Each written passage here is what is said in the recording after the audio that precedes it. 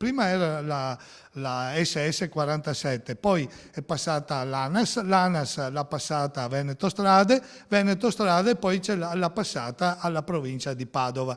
Per quanto riguarda il centro, noi ne abbiamo un bel pezzo, dobbiamo farci anche la manutenzione, taglio dei cili, segnaletica orizzontale e verticale. La Valsugana uccide ancora, una delle arterie principali della nostra provincia che collega l'Alta Padovana con il capoluogo Euganeo, è tra le strade più pericolose di tutto il Veneto.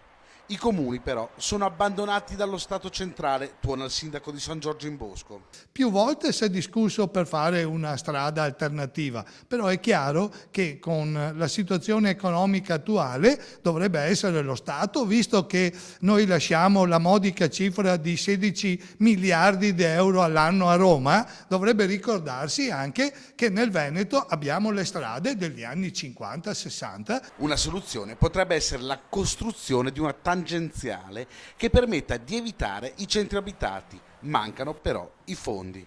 Pensi che la Regione Veneto non ha nemmeno i soldi per fare un progetto preliminare. Allora gli industriali si sono offerti di pagare il 50% di un progetto preliminare. Lei pensi, per fare una strada che parte da Limena e che va a collegarsi a Cittadella, a Fontaniva,